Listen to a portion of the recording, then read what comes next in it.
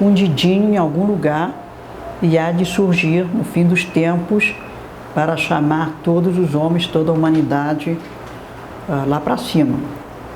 Então tem essa dimensão, eu diria, escatológica, de fim de mundo, e tem também essa dimensão dolorista. Por exemplo, vocês têm a Ashura, que é uma festa muito interessante no próprio Irã, em que as pessoas saem num dia dado para comemorar o martírio de Hussein e Hassan, que eram os filhos de Ali, e os homens e até as crianças saem se flagelando pelas ruas. É um espetáculo muito impressionante.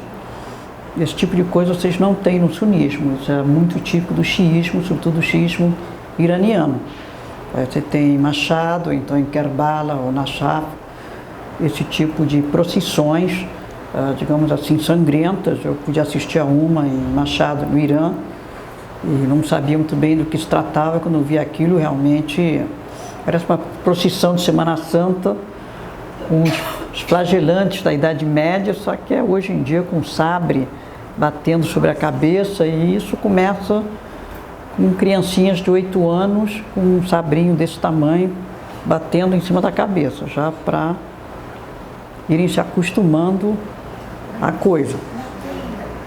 Então essa mistureba toda, eu diria, leva aos problemas contemporâneos que enfrentamos. E eu não sei como dizer, por exemplo, na Síria hoje em dia, qual é o problema específico que eu vou desenvolver mais no dia 24, é que você tem um sujeito como Bashar al-Assad, que pertence a um ramo do xiismo que se chama Alawita. Eles também têm na Turquia e com outros nomes, como Alevi, ou até nos Balcãs.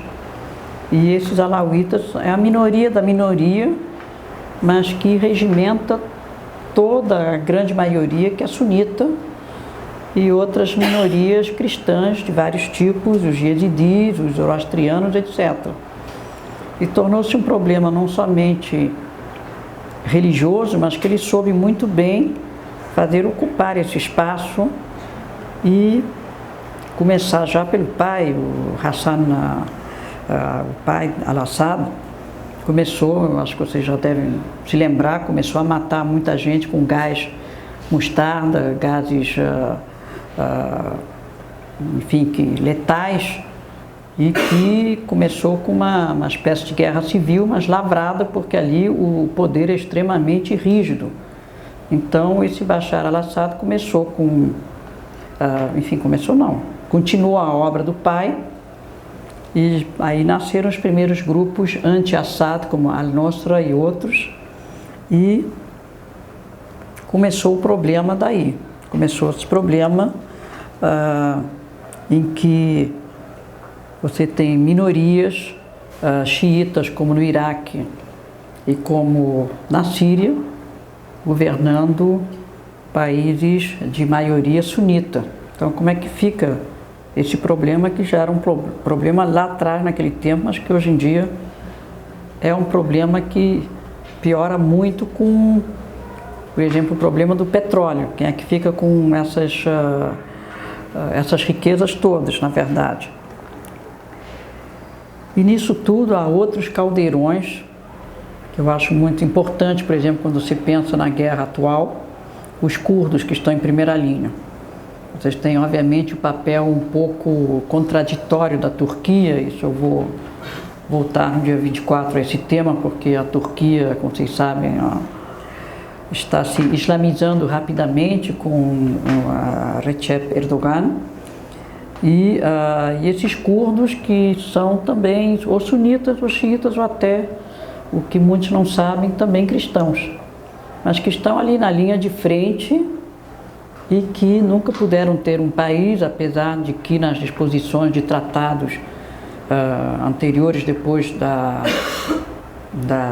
quando o Império Otomano acabou, havia a ideia da existência de um Estado do Kurdistão. Isso nunca foi feito. Eu vou ter a oportunidade de falar mais adiante sobre isso. Mas eles estão aí, estão entre o Irã, o Iraque, a Síria e a Turquia, e são eles que são ali aquela zona tampão, combatendo já aqueles grupos islâmicos radicais, salafistas, como hoje em dia o Daesh. E tem até hoje essa pergunta também, obviamente, continua havendo os cristãos, mas aí você tem os cristãos católicos, que eles chamam de uniatas, que são os que resolveram se unir a Roma, é isso que significa, tem os maronitas no Líbano, os gregos ortodoxos, os siríacos, os monofisitas, os jacobitas, enfim, é toda um espelho de cristãos ali. Tem os jezidis, tem os zoroastrianos, tem os mandeanos, enfim, tem uma palheta de gente ali que é um caldeirão absolutamente em ebulição constante. Mas eu diria também, porque ninguém fala disso, também há os ateus e os agnósticos. Aí isso praticamente nenhuma religião da região aceita que haja, embora eu conheça vários, mas bem no meio intelectual, que se dizem ateus ou agnósticos, mas seriam perseguidos por essas pessoas. Mas então, o que é que muda? Há 5 anos atrás, ninguém ouvia falar de Daesh. Acho que ninguém de vocês ouvia falar. O que é isso? O ISIS? Estado Islâmico? Como é que isso, de repente, se tornou uma realidade? Como é que isso veio atazanar nossas vidas e estar constantemente ali, né? À nossa frente, atrás, onde que a gente queira dirigir nosso olhar, esse pessoal está ali. E o Daesh significa, na verdade, Dawla Islamiyya fi al-Iraq wa Sham.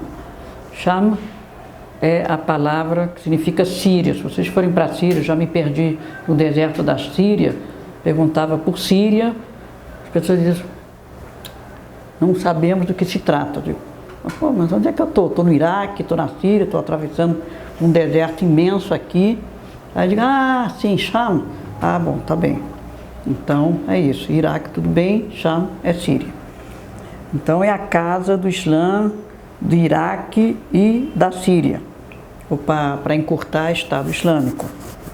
Seria Dawla al-Islamiyya. E esse movimento sunita se apoia sobre 3 fatores principais.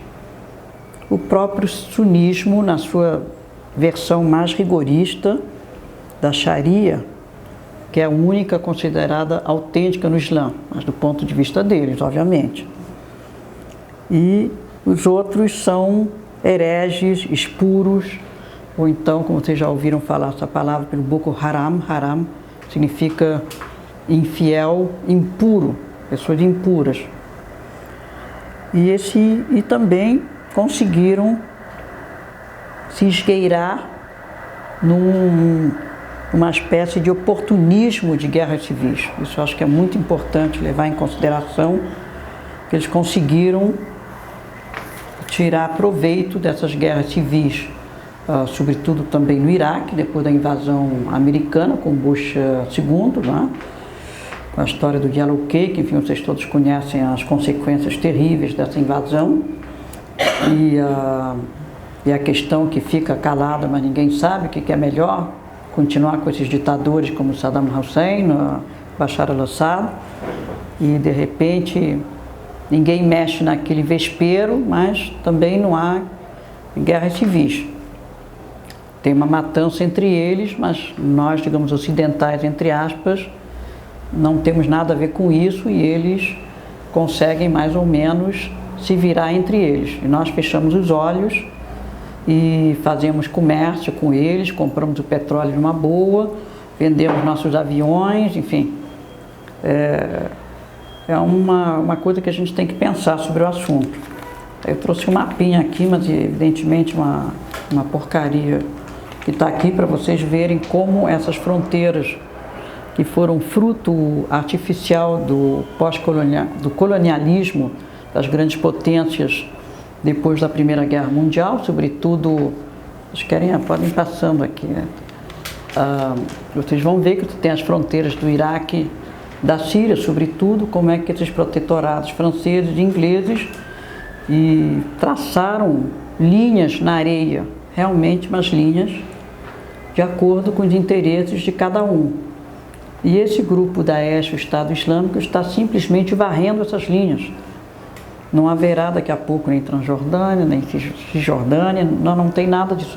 Vocês estão vendo aqui nesse mapa, haverá muito proximamente uma nova recolocação desses estados. Ninguém sabe o que virá a ser isso tudo. E tudo isso porque na Síria você tem um alauíta, quer dizer, como eu disse, um xiita do xiita, que está ali, que não era especialmente um homem religioso, mas que resolveu se aproveitar desse oportunismo. E isso eu vou falar no próximo dia 24, porque é muito importante, 2 tratados que justamente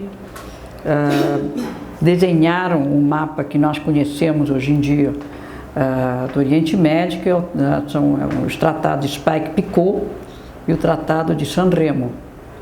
E é isso justamente que o Daesh tem a intenção de acabar, porque dizem, com uma certa razão, aliás, de que são fronteiras, primeiro tribais, movediças, nômades, e que não tem nada a ver com a realidade. Quer dizer, isso eu vi, as tribos não têm passaporte, passam de lá para cá, e aquilo então, obviamente, a ideia de nacionalidade é uma coisa inexistente para eles. Eles querem criar uma nacionalidade deles, mas do jeito deles.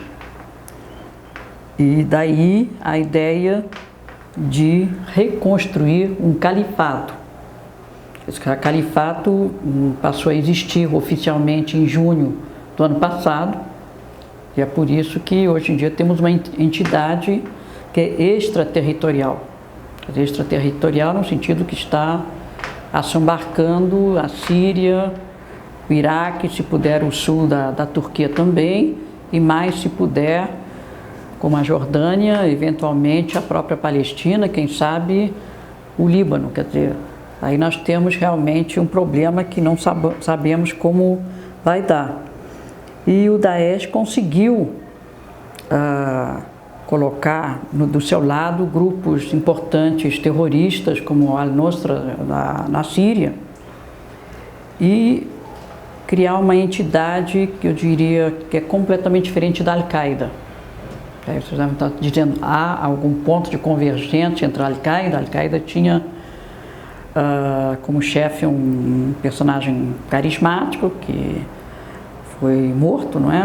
Osama Bin Laden, mas ele queria uma proeminência para a própria pessoa dele, ao passo que esse senhor que se proclamou califa, Abu Bakr al-Baghdadi, este cidadão que está nessa capa de revista, ele é um homem que fez estudos muito aprofundados de religião em Bagdá, aí o nome dele é al-Baghdadi, mas que é low profile, mal se conhece nada da vida dele, talvez seja uma das poucas fotografias que temos dele, desse cidadão, e inclusive ele já foi preso pelos americanos, ficou 4 anos numa boa, num presídio, e depois não temos nenhuma prova convincente que este homem seja realmente terrorista, e foi solto.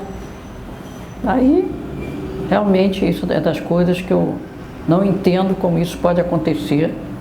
Não é a primeira nem a última vez, mas enfim, o homem está lá e ele tem uma certa áurea e que coloca baixo, digamos, o califato deles, justamente grupos africanos como o AQMI ou como o Boko Haram na Nigéria.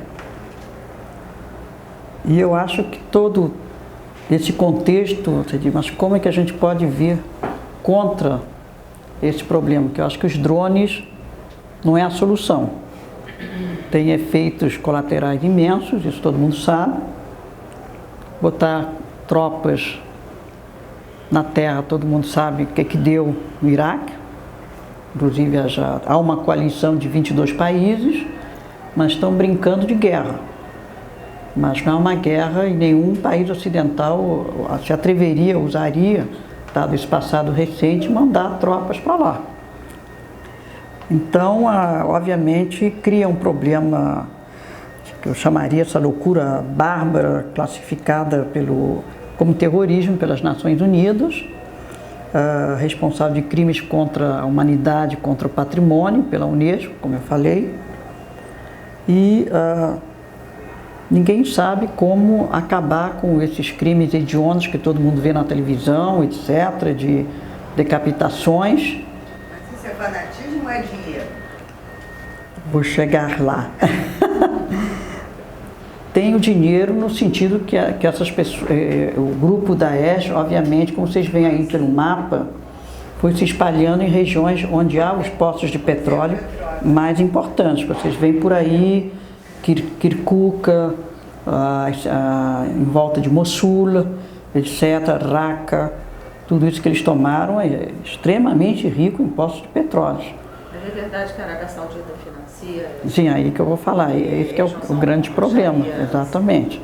E tem, eu diria, uma indústria de sequestros também. Quando você diz que você estupra, sequestra, etc., é para receber dinheiro dos países ocidentais, senão decapitam e dá essa onda de medo, justamente, de terror, não é? Mesmo, por exemplo, sabendo que um país como a Síria poderia ser um país extraordinário para o turismo, quem é que vai querer ir lá hoje em dia? Quem quer ir para a Tunísia, que é um país também extraordinário, porque esse medo justamente do que pode vir a acontecer faz com que ninguém vá lá. Então, claro que isso é uma fonte de dinheiro para eles extraordinária, porque os sequestros dão dinheiro, eles têm esses poços de petróleo e todo esse território que eles conquistam. E aí eu acho que isso que é um problema muito grande quando você fala justamente dos países que, debaixo do pano, porque isso também é um problema de responsabilidade política dos países como a Arábia Saudita, como o Catar, que põe uma fachada liberal, entre aspas, financiam coisas até de diálogo interreligioso, mas no meu país não. Mas também, eu diria, de todos os muçulmanos moderados, que deveriam sair às ruas a cada vez que tivesse um ato desses, não somente para o Charlie Hebdo, dizer not in my name. Nós não queremos ser reconhecidos por essa barbárie. Ora, os estados ocidentais, posso dar um exemplo concreto, como a França,